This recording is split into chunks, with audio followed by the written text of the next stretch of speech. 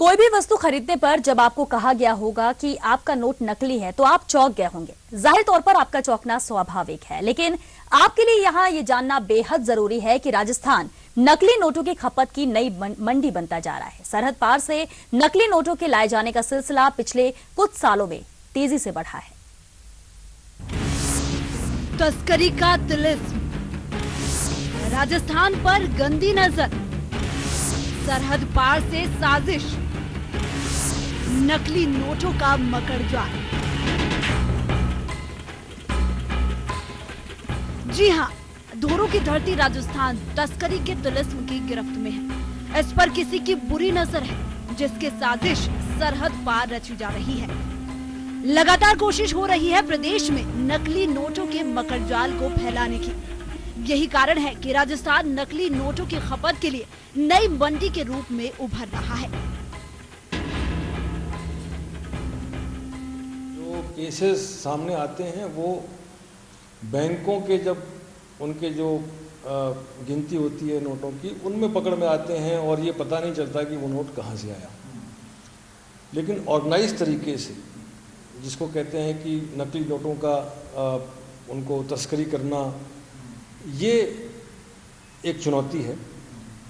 और नकली नोट से भारत की जो अर्थव्यवस्था है उसको भी नुकसान पहुंचाने की कोशिश बाहर के देश करते हैं। ईटीवी संवाददाता सुशांत पारिक ने जयपुर के बगरू में बने एक ढाबे पर एक स्टिंग ऑपरेशन किया।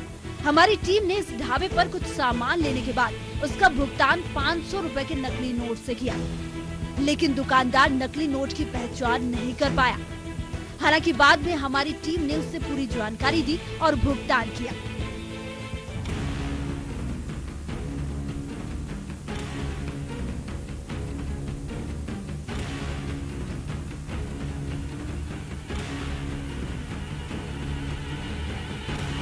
दरअसल नकली नोटों की जो खेप राजस्थान में आती है, उसको खपाने का जो सबसे बड़ा जरिया है वो तस्करों के लिए ग्रामीण क्षेत्र होते हैं, क्योंकि ग्रामीण क्षेत्र में इन नोटों की पहचान करने वाला कोई नहीं होता।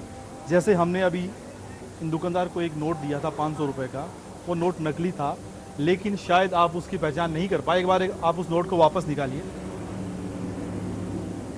आप इस नोट को देखें ढंग से।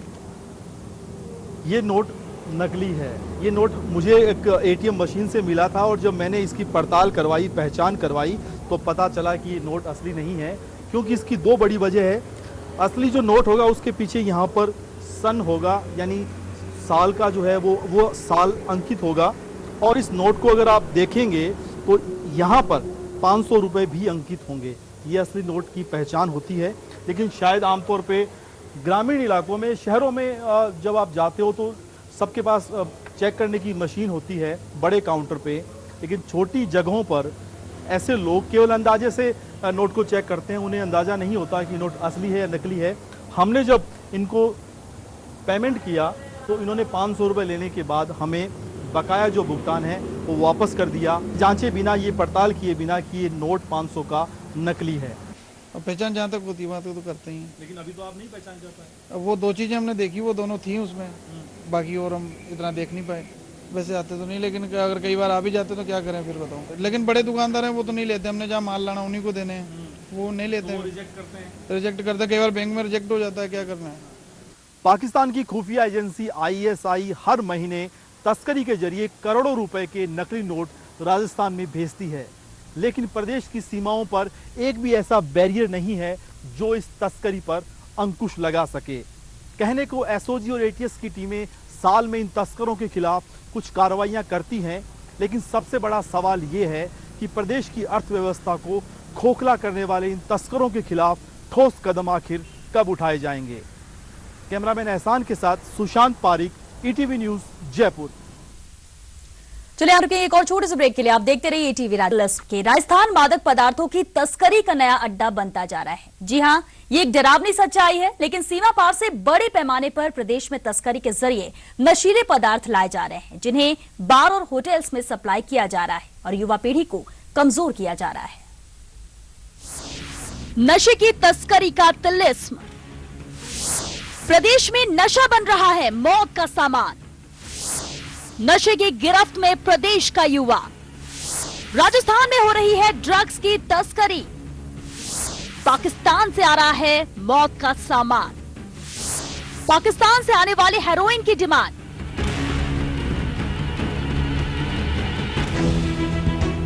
जी हां, प्रदेश नशे की गिरफ्त में आ चुका है क्योंकि धोरों की धरती नशे के सौदागरों की रडार में है। पड़ोसी राज्यों के अलावा तस्कर पाकिस्तान से भी यहाँ नशे की खेप पहुंचा रहे हैं। यही वजह है कि ये नशा युवाओं की नसों में जहर घोल रहा है। ये कहना हमारा नहीं, पुलिस एसओजी एटीएस की उस रिपोर्ट का है जो बताती है कि राजधानी जयपुर समेत प्रदेश के कुछ जिलों में किस कदर मौत के सौदागर अपनी जड़ें जमा चुके हैं। एजुकेशन हब कोटा बना नशे का हब। जैसलमेर और बाड़मेर भी मौत के सौदागरों की रडार में। एक डरावनी सच्चाई ये भी है कि नशे का ये कारोबार हर जगह अपनी जड़ें गहराई तक जमा चुका है। हालांकि प्रदेश के कोटा और उदयपुर संभाग के कुछ जिलों में अफीम की खेती की जाती है, लेकिन इसकी क्वालिटी बेहतर नहीं होने से नशे का सामान अन्य राज्यों और पाकिस्तान से तस्करी के जरिए मंगवाया जाता है। सीमा पार से रची जा रही साजिश में प्रदेश के कई बड़े तस्कर भी शामिल हैं। इन्होंने एजुकेशन हब बन चुके उन शहरों को अपना टारगेट बनाया है जहां पर बड़ी तादाद में यूथ पढ़ने के लिए आता है। 2 साल में 11 गिरोह बेनकाब, 34 बदमाश किए गए गिरफ्तार। पाकिस्तान से लाई गई 17 किलो हेरोइन पकड़ी गई। 2 साल में 200 किलो अफीम, 37 किलो चरस और 2665 किलो गांजा बरामद। अफीम तस्करी के 25 में 20 मामले कोटा के। 111 किलो गांजा कोटा से जब्त। कोटा में 27 किलो ब्राउन शुगर भी बरामद। पाकिस्तान से तस्करी के जरिए लाई गई हेरोइन पंजाब भेजे जाने के भी कई मामले सामने आए हैं। श्रीगंगानगर बॉर्डर ही नहीं, बीकानेर, जैसलमेर और बाड़मेर बॉर्डर पर तस्करों ने ऐसे चोर रास्ते तैयार कर रखे हैं जहां से घुसपैठ बेहद आसान है। मादक पदार्थ की तस्करी प्रोडक्शन और सप्लाई के हिसाब से होती है। जहां पर उसकी डिमांड है वहां वो पैदा नहीं होता, और जहां पैदा होता है वहां उसकी डिमांड कम होती है। तो जैसा कि आपको विदित है, अफीम और उसके जो प्रोडक्ट्स हैं, बाई प्रोडक्ट्स हैं, वो सब कुछ तो पश्चिमी राजस्थान में यूज़ होते हैं, पंजाब के लिए भी जाते हैं, और ये पैदा होते हैं राजस्थान के कुछ क्षेत्रों में और मध्य प्रदेश में, वहाँ से पैदा होते हैं। तो एक तरीके से ये होड़ रहती है कि कैसे मादक पदार्थ अवैध तरीके से उन स्थानों पर पहुँचाया जाए जहाँ उनकी डिमांड होती है। इस धंधे से जुड़ी एक डरावनी हकीकत ये भी है कि प्रदेश में तस्करी के जरिए लाया जाने वाला नशा बड़े पैमाने पर युवाओं को सप्लाई किया जा रहा है। राजधानी होने के बाद भी जयपुर में देर रात तक होटलों और पबों में ड्रग्स का सेवन करते युवाओं को देखना आम बात है। बहरहाल प्रदेश में नशे का ये कारोबार मौत के सौदागर तस्करों को तो मुनाफा दे रहा है, लेकिन आने वाली पीढ़ी को गर्त में डाल रहा है। इससे बचने के लिए सबसे पहले तस्करी के तिलिस्म को तोड़ने की जरूरत है और इसके लिए सख्त कदम उठाने होंगे। दरअसल अब वो समय आ गया है जब प्रदेश में मादक पदार्थों की तस्करी पर अंकुश लगाने के लिए सीमाओं पर बने बैरियर मजबूत करने होंगे और भरना होगा सिस्टम में बने उन सुराखों को, ताकि आने वाली पीढ़ी को एक बेहतर भविष्य देने के लिए नशा मुक्त राजस्थान का निर्माण किया जा सके। कैमरामैन एहसान के साथ सुशांत पारिक, ईटीवी न्यूज, जयपुर। हाजिर होते छोटे से ब्रेक के बाद, आप बने रहिए हमारे साथ। ब्रेक के बाद एक बार फिर आपका स्वागत है। कला और संस्कृति के जरिए देश और दुनिया में खास पहचान रखने वाला राजस्थान अब तस्करों की पहचान बनने लगा है। 5 राज्यों और पाकिस्तान से सीमा सटी होने के कारण प्रदेश में हथियारों की तस्करी धड़ल्ले से हो रही है। पिछले 1 दशक में कई चौंकाने वाले आंकड़े सामने आए हैं। तस्करी का तिलिस्म, प्रदेश में अवैध हथियारों का जाल, पुलिस में तस्करी बना मौत का सामान।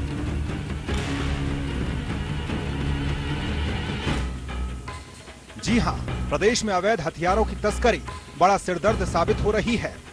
पिछले 1 दशक में अवैध तस्करी का कारोबार बहुत बड़े पैमाने पर फला फूला है। पड़ोसी राज्यों एमपी, यूपी के अलावा पाकिस्तान से भी यहां हथियारों की तस्करी होती है। पिछले 2 साल में 31 बड़े गिरोह हुए बेनकाब। 61 हथियार तस्कर हो चुके हैं गिरफ्तार। 150 हाईटेक हथियार और 2200 कारतूस हुए हैं बरामद।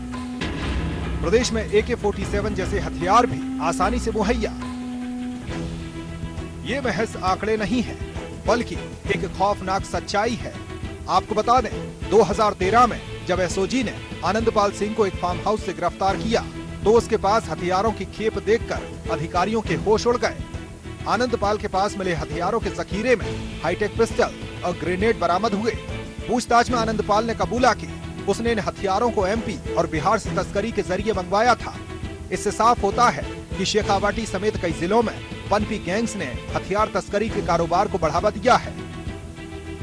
कुछ सीमावर्ती राज्यों से ये एक ट्रेंड नोटिस में आया है कि वहाँ से हथियार राजस्थान में आए। हमने जो कई केस किए हैं उनमें भी ये बात आई है कि वो हथियार राजस्थान में नहीं बन रहे हैं, बल्कि राजस्थान के बाहर बन रहे हैं और सीमावर्ती प्रदेशों के रास्ते से वो राजस्थान पहुंच रहे हैं। और जो हमने केसेस दर्ज किए हैं और मुलजिमों को गिरफ्तार किया है, उनमें ये ट्रेंड सामने आया है। हथियार तस्करी के इस धंधे में प्रदेश में कई गैंग सक्रिय हैं, लेकिन 3 नाम ऐसे हैं जिन्होंने इस खेल में महारत हासिल कर ली है। इन तीनों की इस धंधे पर पकड़ और पहुंच का आलम यह है कि हथियार चाहे कोई भी हो, इनकी जद से बाहर नहीं होता। हालांकि तीनों फिलहाल प्रदेश की अलग अलग जेलों में बंद हैं, लेकिन इनकी गैंग अभी भी अपना काम कर रही है। आइए रूबरू करवाते हैं हथियार तस्करी के धंधे से जुड़े हुए इन 3 प्रमुख किरदारों की दास्तान से। प्रदेश के सबसे बड़े हथियार तस्कर अमीन खान बीकानेर का रहने वाला है। अमीन खान प्रदेश का सबसे बड़ा हथियार तस्कर, फिलहाल अजमेर हाई सिक्योरिटी जेल में बंद। पाक तस्करों से भी संपर्क, बड़े बदमाशों को करता है हथियार सप्लाई। नबिया उर्फ नवाब खान प्रदेश में तस्करी से जुड़ा दूसरा बड़ा नाम। फिलहाल जयपुर जेल में बंद है नबिया। बॉर्डर पार से हथियार मंगवाना बाएं हाथ का खेल। पाकिस्तान के हथियार तस्कर और आर्मी से करीबी संबंध। नबिया ऑर्डर पर ही करता है हथियारों की सप्लाई। रोशन सरदार हथियार तस्करी की दुनिया का सरदार, फिलहाल झालावाड़ की जेल में है बंद। MP बिहार से आने वाले सरदार के जरिए ही प्रदेश में आते रहे। जो हमने केसेस दर्ज किए हैं और मुलजिमों को गिरफ्तार किया है, उनमें ये ट्रेंड सामने आया है। सीमा पार से भी रहेगी, हमारे प्रदेश के जो सीमावर्ती इलाके हैं उससे भी रहेगी। प्रदेश में भी जो चुनौतियां हैं, चाहे वो क्राइम के रूप में हो, चाहे वो हथियार, नारकोटिक्स आदि की तस्करी के हों, उनके लिए अपने को तैयार रहना पड़ेगा। प्रदेश के सामाजिक ताने बाने में आए बदलाव और कारोबारी हितों के चलते हथियारों का इस्तेमाल बढ़ा है। बहरहाल प्रदेश में अवैध हथियारों का तिलिस्म आसानी से टूटता नजर नहीं आ रहा है। दरअसल हथियार तस्करी का ये पूरा धंधा डिमांड और सप्लाई का खेल है। ऐसे में अगर पुलिस महकमे को इस नेक्सस को तोड़ना है, तो सीमाओं पर चौकसी बढ़ाने के साथ साथ प्रदेश में पनप चुके गैंग्स पर भी लगाम लगानी होगी। कैमरामैन बलवीर के साथ सुशांत पारिक, ETV न्यूज, जयपुर।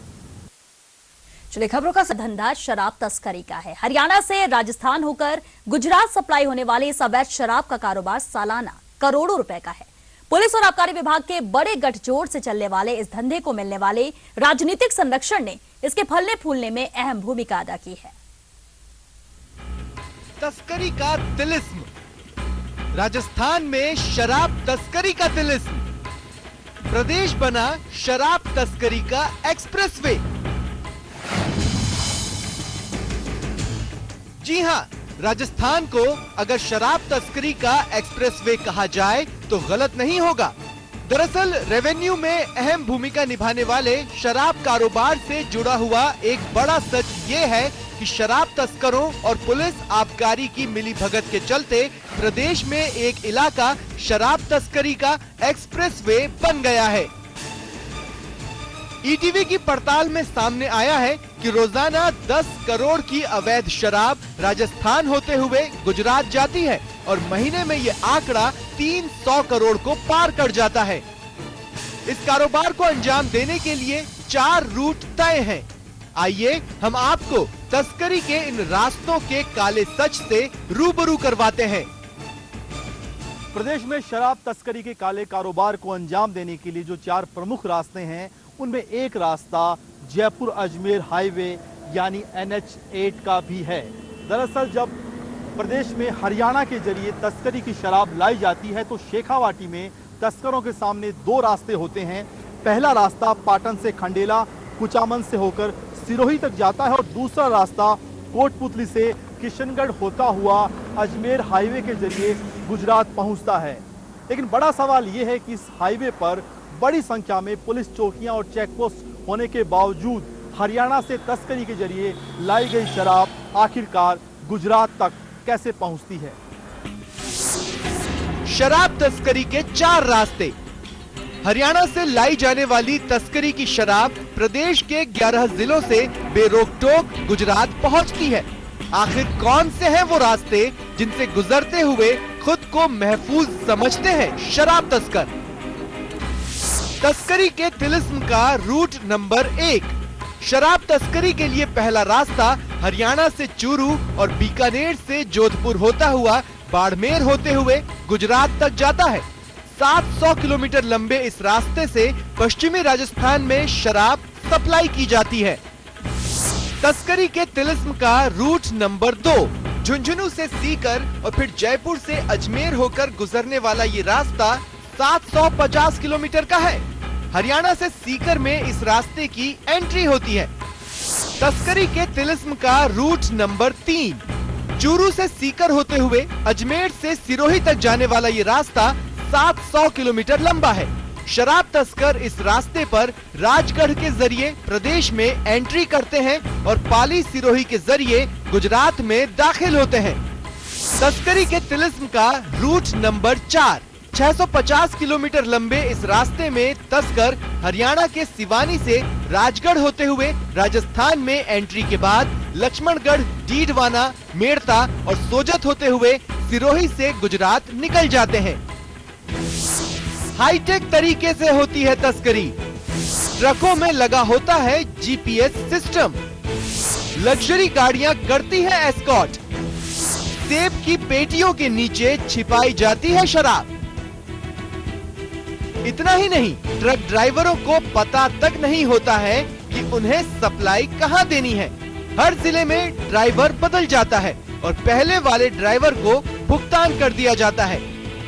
इन ट्रकों में राजस्थान के अलावा हरियाणा और गुजरात नंबरों की प्लेट भी होती है, जो सीमा पार करने के दौरान बदल दी जाती है। गुजरात में बॉर्डर पार करने में स्थानीय लोगों की मदद ली जाती है।